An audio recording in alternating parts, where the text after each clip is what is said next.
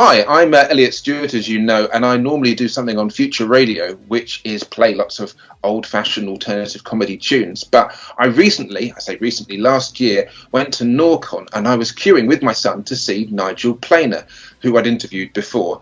And just as I was about to do that, right in front of me was Zoe here, disguised as Neil from The Young Ones. It was very authentic, and I just thought I should catch up with you.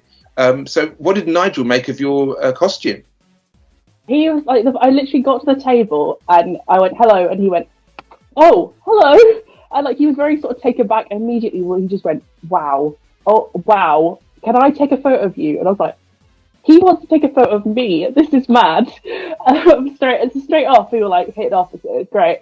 And he was just like, even just like mid-conversation, he was saying, you've even got the wig, like the bit down the front bit, and like he leaned over the table to see what shoes I was wearing. So you got the shoes, that's my coat. That is my coat. Like he couldn't believe how many times he just kept saying, that's my coat. How did you get that? Where did you get that?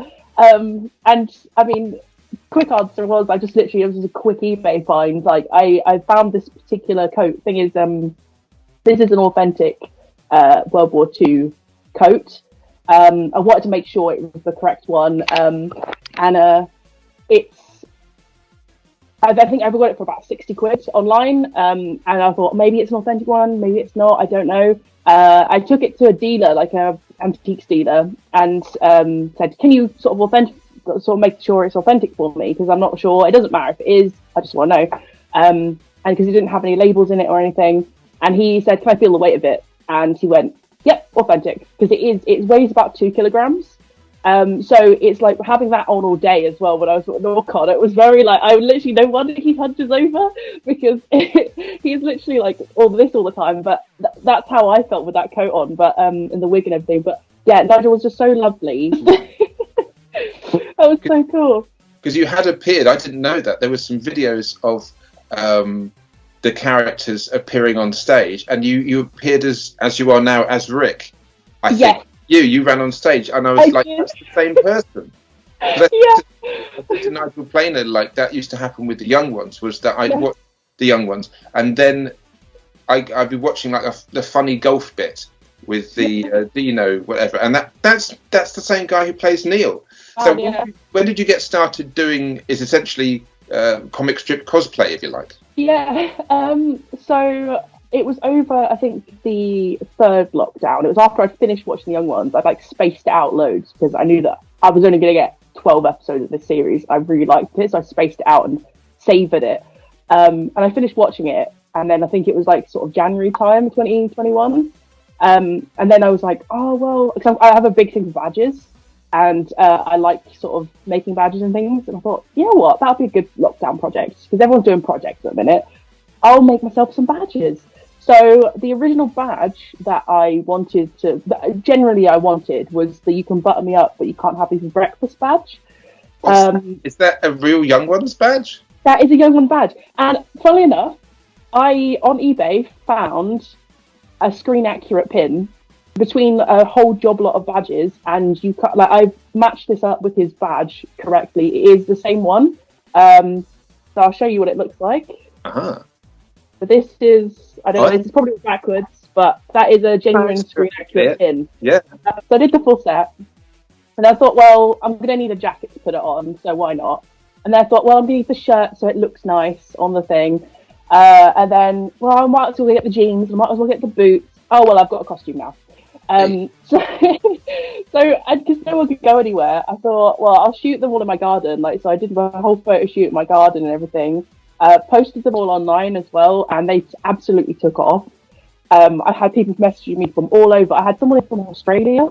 They wanted my badges for a music video they were making. They were making like the little kids dressed up as the Young Ones. And I was like, this is insane. Like, it was quite overwhelming, the amount of people that were still into this, that were talking to me and saying, I really like this badge. I really want those badges. I've not decided to sell them just yet. I may in the future, I don't know, because there's been quite a lot of people that say they want to. So a friend of mine that I made over lockdown, actually, he's a photographer called Andy Hollingworth. And he's seen a lot of comedians and photographed a lot of comedians, and he's got a whole collection of comedy memorabilia. he messaged me and was like, I really want to buy a set of your badges. I was like, okay, cool. He was like, actually, I want to buy 2 sets of badges because I want to send the other set to Lisa Mayer. Wow. Co-wrote these characters, has my badges in her possession, which I think is mad. It's really cool. So, It's a thing where the show is, I know, almost 40 years old now. But it's people still have an affection for it, and particularly as you've discovered all the little details. So I had no idea about the badge, and then that's the whole sort of cosplay thing. Now, if that's the right word, where people go for absolute intricate details. So probably when you met Nigel Planer, he hasn't seen that that costume since whenever he was last wearing it, like in the mid-80s, I guess. Well, he said, like, I think, because obviously how accurate it was, he was so astounded by that. But I think with Neil's costume in particular, that's the 3rd costume I've done. It's a very simple costume, so I feel like you had to get it right. So I had to get a wig that looked authentic, that looked like real hair. I had to get, because there's nothing worse than getting like a full costume done and then the wig that looks really terrible, because it just doesn't, for me, it throws it off. The coat is like the one piece. I said I won't start Neil's costume unless I've got this coat, because I really wanted one of these coats anyway, just to have in my own personal collection. And I found it. I was like, well, here we go then. I'm going to start this cosplay. And yeah, so he was, I just can't get over. I'm still riding the high of like him praising me so much for my costume. And I did get a proper photo with him as well. I paid to have a photo shoot done. And his face just beamed. As soon as he saw me, the volunteer that was next to him at the table, she commented on my post on Instagram and said I was sat next to him, helping him all day. And he kept mentioning to visitors about your coat and about everything, like your cosplay. And I showed him, I've got something to show you as well. So these are special tins that I made as a prop, just in case anyone wanted me to take pictures, or I made it for my photo shoot, basically. And they are Neil's homegrown lentils. So, look at that. It's homegrown lentils.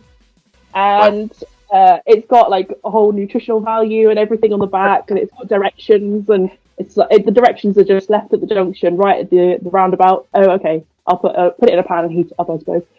So it's like little jokes on it, and I showed it to Nigel, and he was like, he got his glasses out, he's like laughing at it. Can I keep this? I was like, yeah. Wow. So somewhere that's in his house, that's in his loom. The sat there. Yeah, so I've actually, there was 3, there's now only 2 of these that I made.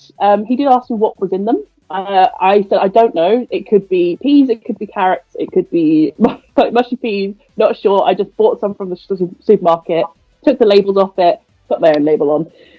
In the background there, I can see you've got Vivian, yeah. Now, which is... I could show you through this one. I'll link forward. So this is actually, this mannequin right here is the 5th housemate. Well, a friend of mine gave it to me, and I thought he needs a name. And I live in a house share, so there's actually 4 of us that live here. So I was thinking, it's got to be the 5th housemate. Well, young ones, so people who may not know about this, if you watch the young ones, almost in every episode, there's almost like the girl from The Ring, like a sort of a strange, hip, cool, shadowy figure that's in the background of almost every shot. And it was there was an urban myth, this wasn't real, it's not in every... And then with the Blu-rays now and the DVDs, you can pause and go, no, there they are, or there she is. So that's why you call it the 5th housemate. Yeah, it's called it the 5th housemate. So this was a jacket I found on eBay. I got it for very cheap because it actually had yellow paint on the sleeves, and I was like, doesn't matter, I'm cutting the sleeves off, doesn't matter. So I completely pulled this thing apart. I bleached it, I've double bleached it, I've stitched it, I've put all these studs in, I've measured everything. Like, I cannot tell you how much time and effort I put into this thing. I think about a month total. Just because it is an actual chain, I had to get my dad to hack it apart with a chainsaw thing because it's so thick, the chain. And I chucked the padlock around on the floor outside to make it all scratched. And then so I measured all the studs. If I turn it around, I think I know what's going to appear on the back. It does say very metal. Yeah, and it also says you're dead down the bottom, and so I double bleached this. I used that is kind of almost close to what he actually had on the back. So I bleached the jacket because the jacket was too dark originally, and then I used a sponge and some bleach once that had dried, and then just done this part so it's lighter than the rest of the jacket. And then I measured all the studs out and everything, and then I sort of studied how the pictures, how they would have been written on. So the very metal part of it was done in clearly biro, or not biro, but like Sharpie, or like rather than painting it on. I thought it'd be paint, but no, it's Sharpie. So or some form of fabric pen. And then the chain I've stitched into the jacket as well, just in case the stud flies off. Not to say that I'm going to throw myself around a bit, but and then the t-shirt at the front here. Yeah. So Vivian wears like a selection of like 6 or 7 different band t-shirts, and this was the easiest one I could try and replicate. So I try and make this just myself. So this is screen accurate. And it's a Kiss's album, and I personally like Kiss, so I was like, I will do this one because I can wear this one. You've got the whole Young Ones, the whole set. You might take a photograph of yourself and Photoshop them all together, so you'd be in the whole picture as all of them. Yeah. It's that thing of going, if I can get that signed by as many people as possible. But I mean, is there, because that's an old show, the Young Ones, because I remember it when I was fairly little. Is there another show that you got your eye on, another sort of alternative show that you might think, oh, I'll give that a go? I mean, as in something I haven't watched or something I've... Yeah, is there anything that you've dipped into? Like, I mean, there's Filthy Rich and Cat Flap, which is their other thing. I absolutely love that show. I am planning to do something with Filthy Rich and Cat Flap. It's not Filthy that I'm going to be cosplaying as, but I am doing a cosplay from Filthy Rich and Cat Flap. It's in the works. I've been speaking to... I've been speaking to you. A couple of months ago, I contacted the costume designer of the show and asked her how I could try and make this costume. And she was very excited to see that someone wanted to do this. Also, because you've got the Young Ones, and you've got Bottom, and you've got Filthy Rich Cover, and you've got loads. I don't know whether you've seen any of the Comic Strip Presents. Oh, of course. Absolutely. I love the comic strip. I did mention it to Nigel. I was like, have you seen the Comic Strip Presents the Supergrass film? Yeah. I love that film. I said how much I loved about that film to him. He was like, really? Are you sure? And I was like, yeah, no, I love that film. When I said about the comic strip stuff, he was saying, oh, they're all a bit rubbish, aren't they? And I was like, no, they're really varied. And I mean, imagine if you did Bad News. You could be all of Bad News if you wanted. You could, because there's a lot of costumes there. Yeah, well, I have got Colin Grigson in the works as well. I have the wig and the legging and the boots so far, and a couple of scarves. I just need to try and do the t-shirt and the jacket, and then I'm basically there. I think there's sort of like I've got a location in mind for it. You've been a student yourself, or you are a student now, or I was a student. Yeah. I'm kind of a little bit sad that I didn't get hold of this when I was a student, because I feel like I would have just shoved this into my work. Like I did a photography degree, so I feel like I would have just sort of adopted this and like put it into my own photography. But yeah, I had a lot of people, a lot of family members and a lot of family friends that were just like, you really need to watch this show. I think you'd love it. Like, you like the 80s, you would find it so funny. And like, I knew who Rick Mail was. I didn't know anyone else. So actually, in actuality, I watched Bottom first before the Young Ones, and then it kind of just took off from there. And like, I keep mentioning Nigel, but like meeting him as well, I told him how much like I've made friends over it. I've made like sort of it's made me be more creative as a person, like as a creative person, if you see what I mean. And it sort of opened my mind into other comedies as well, because I like comedy as a whole. But then from watching the Young Ones, I then watched like Comic Strip Presents, and then I've watched Richard Catflap, and like I've watched all these different little comedies from the 80s. It's got me really interested in them. And he got like really choked up about it, which was kind of nice. Like, there's a nice little thing about it. He was like, "Thank you for telling me that, because I really appreciate when people do that. Like, do tell me things like that." But yeah, I didn't mean to get as sloppy as I did, but I was just like, well, this is my one chance to speak to this person. Because I went to Norcon the previous year dressed as Vivian, so I only went on the Sunday. Yeah. But I went full Vivian. I was like orange hair, I dyed my hair, I spiked it. People would yell across the room at me, and they'd be like, Vivian! And I'd be like, all right. It was just insane. And I did the cosplay competition, didn't win. But one of the judges came up to me at the end and was like, I really wanted you to be in the top 3 because this is an amazing costume you've made. So I don't know whether that had sort of influence as to why Nigel Planer came to Norcon. You. Last year, it might have been me. I don't know. Nigel Planer and Chris Barry were representing sort of comedy there when everything else was sci-fi and fantasy. But they've both been in the show together. They've been in the same episode of Blackadder, but they didn't meet. And it's like Blackadder, for example. Would that be something you would? Because there's a lot of different costumes in that. That'd be a temptation. It definitely is. An absolute dream would be to do flash art. I would love to do the Elizabethan flash art. Would be absolutely incredible. But but I can't imagine how much time and money. And I must admit, I'm not good at sewing. Well, that's the wonderful thing I think about. This is my own personal thing about comedies of even maybe the 70s, 80s, and 90s to an extent, that they would take you to exaggerated places, whether it's history, whether it's contemporary.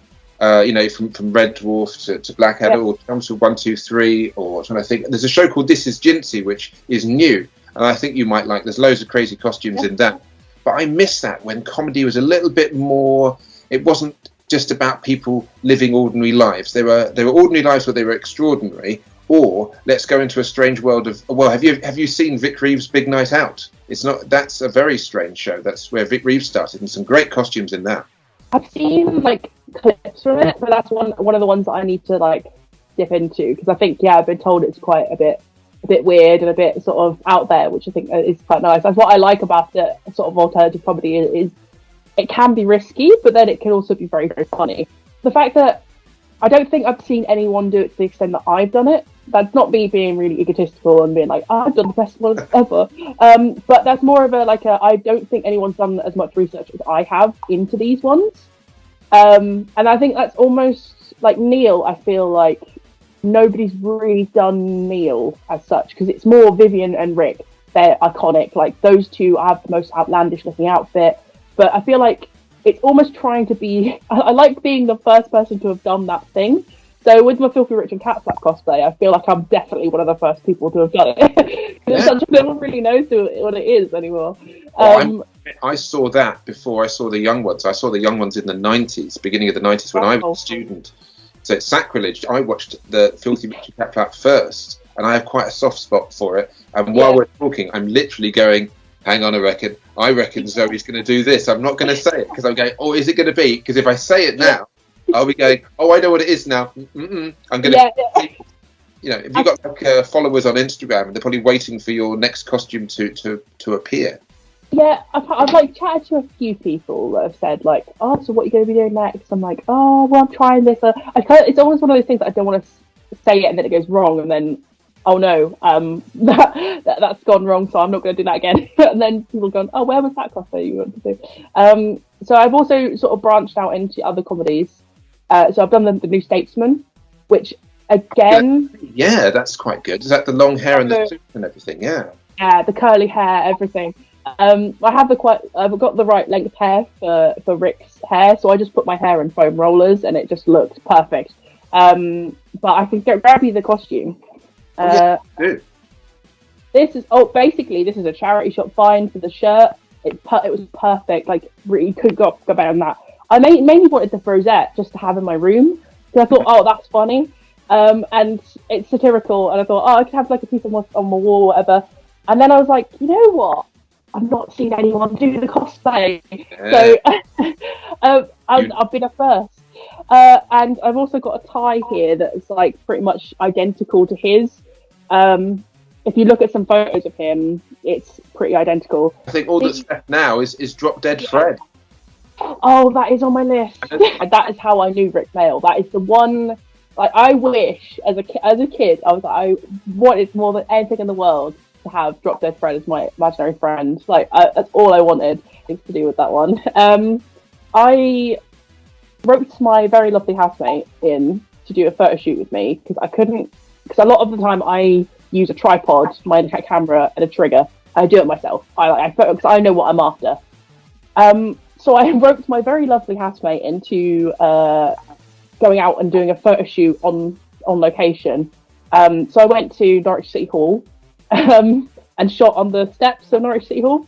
That was interesting. I had people walking past, like, staring at me and like, who is that? Who is that? Like, I'm looking very sort of sharp and dapper in my suit. I had a bottle of champagne. I had like the glass and everything. Like, I looked very to the part. And I had a couple of people. One lady. She walked past several times, and she was like, "Excuse me, are you the candidate?" And I'm like, "Absolutely not. Absolutely not." I was like, "No, have you seen the New Statesman?" And she's like, "Oh, well, I wouldn't vote for you, but your costume is fantastic." Wait, like, as soon as I got to City Hall, I was like, you know what? There's a security guard. I'm going to ask him will I take pictures, rather because it's a public space, whether I'm allowed to. And the guy he was speaking to, who was stood outside, went, "Alan Bastard," and I'm like, "Oh my god, I can't believe." Like, he knew who I was. I was like, it was insane. He was like, "Oh, I was wondering where you got to." Oh my god. Also went location to the Norwich Cathedral as well, just because it was perfect to sort of have as an alternative to Westminster, because I couldn't just nip down to Westminster because I'm not from there. So as much as I would love to go on location one day and just go to Big Ben and dress as Alan Bastard. I don't know whether it's quite a public space, so I don't know whether people might yell at me. I don't know. But anyway, and so I got a few looks in the cathedral, but I asked one of the vicars, I was like, "Oh, can I take a picture here without a barrier?" And he was like, you didn't hear it from me, but yeah, you can. I had the umbrella there, like, I'll pull in the face. And yeah, I had several people say to me, I showed the pictures off, and they were like, "You look like him, this is insane." Like, the level of detail, everything, not even the outfit, but just the way your face looks and the way your hair looks. And it's just, yeah, I did a really nice photo with two fingers behind my back as well, and like very much like a Rick Mail pose. But yeah, well, like Rick and everybody in part of alternative comedy, they were the first people to do that kind of thing, and you're homaging them by doing something alternative to the norm, because people can get their phones now, and I can't think what it's called, when you can put yourself inside a photo, you take a picture of yourself, and suddenly you are Indiana Jones or something, and that's all very, but it's not as real as building an amazing costume or outfit and then standing and suddenly you're recreating uniquely. I love the fact that they went and you had the attitude of Bastard or Rick or that, and there was what I like about those old comedies is everybody's really unpleasant. The characters. Nigel Planer was saying, you probably know about this, and one day it will be released. The American pilot of The Young Ones does exist somewhere. There's not a very good review of it somewhere, saying it's a bit like a smutty Benny Hill, and we're all curious to know what it was like. And he got picked because he was one of the. Someone said, "Who's the hero?" Well, there aren't any heroes. Well, who's the nice guy? There aren't any nice people in this show. Who's the nicest? The hippie? One of my favourite scenes in The Young Ones where Neil floats off to space. Oh yeah, that is one of my favourite things. I was actually trying to find a blue shirt and a yellow waistcoat to try and replicate that particular episode. And I was going to try and do a photography piece that's kind of inspired of him floating off to space. Down. Yeah, maybe not upside down, but I might maybe do like some surrealist pieces that are like. I did the hands as well. Like, I did the hands. Like, he has like there's a picture of that. I feel like Neil is because he's a very surrealist character. It's like I can't really choose a favourite character. That's the thing. I think it is just a very, very big tie between. I do really love Vivian. I think he's just off the walls, insane. But there's something about Neil. I think reading Neil's Book of the Dead, and listening to his album and Bachelor Boys, it makes him almost like a better character. If that makes sense. Like, if you watching The Young Ones, knowing that information that you get in those things, makes him almost my favourite character as such. The bit in the Neil's Heavy Concept album where he puts on some music and it's at the wrong speed or something, and he's like, "Oh, this is a great cosmic jam," and then he gets bored with it. And I'm always fascinated by the there we are. It's a brilliant album. I played a few tracks of that on the radio show, and there's points where Neil isn't like a contradiction in terms, but having a depressed hippie is a bit like Marvin the Paranoid Android. I went as Zaphod Beeblebrox in a fancy dress party back in 1988, and I had your arm and everything. And I had that unique feeling that you have, like, I thought other people had done this and nobody else had, you know. Yeah. Well, that's the thing. A lot of people, when I went as Vivian a couple of years ago to Norcon, they, like, the amount of people who said to me that I've not seen a Vivian cosplayer, and especially not this good, for years.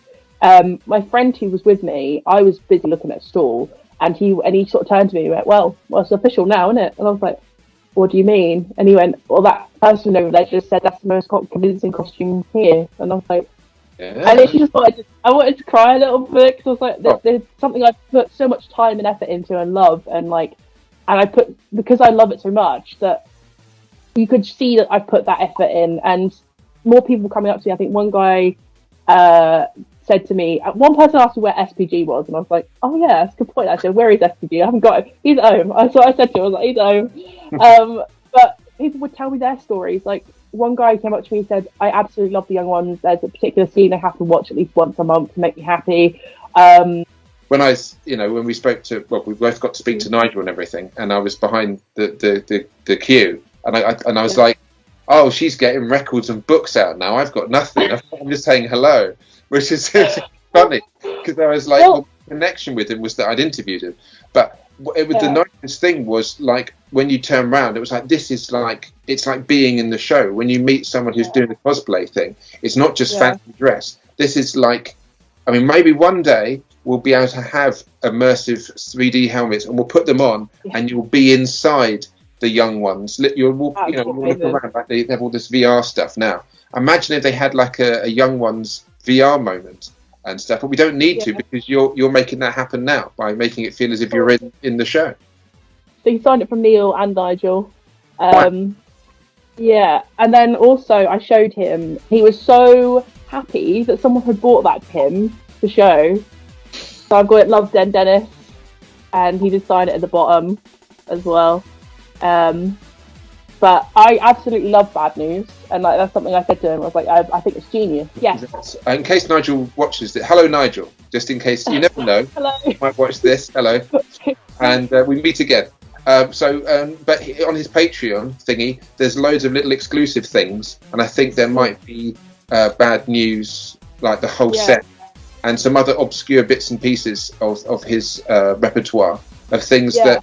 And that's the wonder of now getting a Blu-ray or getting a DVD or something like that, is that you can watch it again and again, and you can see little bits of detail which go back to your badges. So these are all the authentic badges that Rick had.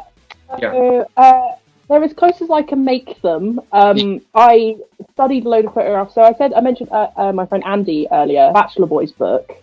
The photo shoot they did for that, he's got scans of the contact sheets. So he showed me up close some of the badges. I asked, listen, can you help me out here? I'm trying to decipher these badges. And there's one or two in particular that took ages for me to work out what they were. So I was very excited when I got it. So there is actually a badge. It says, beauty is only skin deep. Ugly goes right through to the bone. But that badge is upside down, and I didn't realise until I looked at the pictures properly. I was like, no wonder I can't work it out. It's upside down. There's another one that just says, I don't know, it'll show it. It says, I've had enough. And that's another one that no one's been able to work out. So I did.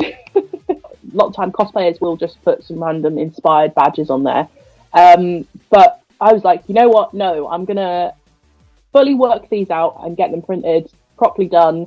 So the process I did with them, I decided what they were and made them all individually, but then it's about getting the size of the badges correct. So with the Bachelor Boys book, again, my Bible for creating all these costumes, I've got a massive badge collection. So I got a load of vintage badges and a blazer, and then kind of mapped out the sizing, if that makes sense. So with like the most common one everyone knows is the Mobilise for Labour Democracy. I pictured it pieced it where it needed to be, and then measured those badges, and then sent them off to get them printed. So I didn't make them personally. I got them made from a company. But that was the best way I could think to do it, because I almost feel like, because I saw a post a while ago that was back in the 80s. There was like someone who posted a photograph of their Star Wars cosplay, and it was from the 80s or 70s or something. And the only way that person managed to make that costume was to go to the cinema, watch it 100 times in the cinema, and draw bits and write bits. And so I was basically doing that with the young ones, because there's not really much footage, or there's not many things about the making of the costumes, or there's not really many photographs that are up close and personal. So I basically did that. I watched it religiously, and I looked at every piece of information I could to try and decipher these badges. And I think they're almost because they're very iconic as they are.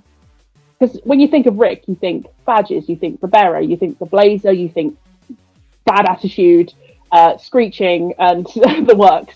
But that's the one thing. I feel like they're a very important part of sort of British comedy history as well. So to have those in my possession, like when I got them in the post and I put them on a blazer, I stood back and I was like, "That's Rick's blazer.